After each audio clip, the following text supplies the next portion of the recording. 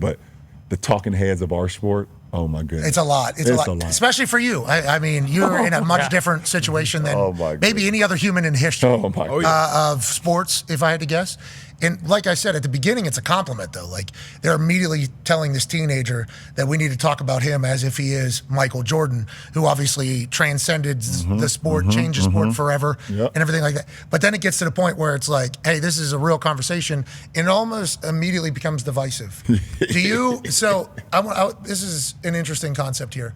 You probably lost a lot of trust in media, I would assume, because of the things that happened. Not just what was said on TV, but what it led other people to probably think they should say. Yeah, for sure. Yeah, I mean, it all started with the decision.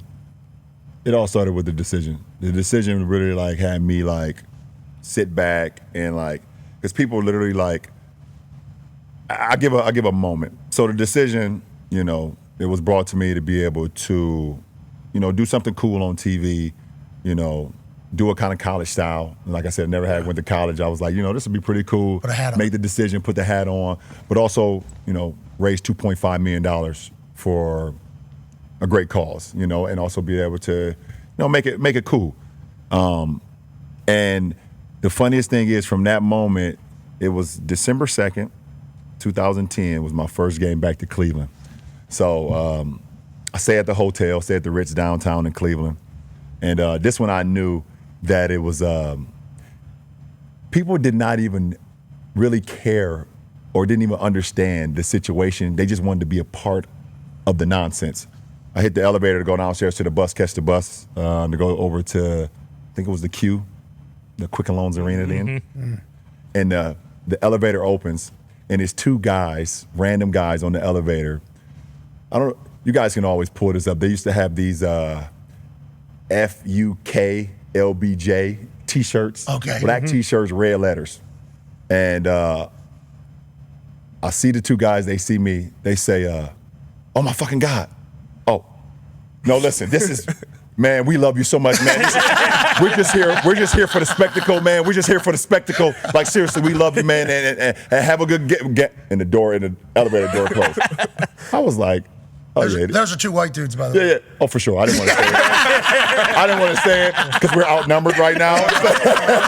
Now we're all in this together, brother. We're all in this together, it was like, oh my God, man, we fucking love you, man. Like, oh shit, don't. And the elevator closed. I was like, you know what? This is all part of the spectacle, and it's about to get haywire. So the decision, you think, is whenever the conversation kind of changed a little bit about you? Yeah, because they just needed something. Everything was so positive. And and I gave them no reason to make it negative. Yeah, it wasn't fucking up. But they needed anything. I'm doing everything I need to do on the court. I'm not out in the streets. I'm not being caught in all the bullshit that doesn't respect the game and respect my craft. It was like, oh, you decided to go on TV and make a decision for your career. Oh, we got you. We got it. We finally got it. We finally made a little chink in the armor. We got something. It's selfish. Oh, it's selfish. Yeah. You selfish mother. Yeah. And then that caught a little bit of fire, right? Because a lot of people don't like seeing people that are successful in anything, especially if somebody is taking happiness from them and their team, which you were doing, obviously, with the Cavs. And then that just you're saying from that moment is when until, which leads obviously to you and Stephen A. The chatter that surrounds you, since you have been a guy since you were 13, and I remember the Hummer story and the shoe deals and everything back then. What's going on now with the NIL? I mean, it's completely different. Right. I mean, I could imagine if NIL was around when I was in high school. I'd have loaded up. I'd have loaded up big time for sure. Well, I think you already were, which is part of the problem. Right. Not as much. But literally, since that you were a superstar, since you're like a teenager, as soon as you get in the NBA, obviously the chosen one, here we go, this is it, you're in Cleveland, you immediately start getting compared to like greatest of all time. Yeah. And as a person that's in sports, and we are all sports fans, we saw that happen. I assume at the beginning, massive compliment? Is that a massive compliment? No, it was. I can remember like my first game, when I watched the replay, my first game on national television, it was like, will he be one of the one-name guys that ever played this game? It was like, they used like Wilt, Kareem, Magic, Bird, Jordan, all these first-name guys. Shaq. And then at the end, it was like LeBron. And I'm like, fuck, I'm 17 years old. I was like, what the hell is this? Why you guys are giving me this already? It's like I haven't done anything, and it's like it was a compliment to be able to be, in the names of those guys, but it was also like super fucking scary and intimidating too. It was like I'm just a small kid from Akron, Ohio. I don't even know what. Well, very tall, and at that point, I think you were a little bit more jacked at the time because the game called for it. But whenever you talk about it being a scary situation, you never let that image out publicly. And I think none of us ever saw you being scared. None of us ever saw you kind of flapped at all. You were an unflappable force. And you've been in the public eye for so long. I think you would probably admit that you probably fucked some things up on the way, but you haven't really. Right. You're like and I said it earlier, child star, like most people, especially you talk about Section 8 housing, coming from nothing to everything, being in the public eye, at some point that is going to collapse a human. Yeah, for sure. For you, it feels like it hasn't. And there's been a lot of things said. There's been a lot of fires that you've been put into, either you walked into yourself or thrown into.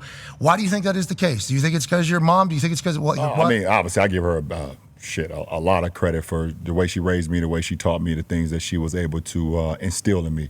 It was also me just looking at her, the way she moved and the way how determined she was to be able to make my life better, even with the circumstances that we were growing up in. So I give her a lot of credit. I had some little league coaches too that taught me about not only just playing the game and teaching me the game of basketball, but also being a young man, throughout my small adolescent years.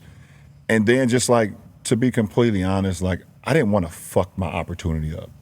I knew that the statistics for an inner city black kid to be able to be in a position that I was in, especially from my hometown, it never ever happens. Never. It never works out either. It never happens, and if it does happen, it never works out. It was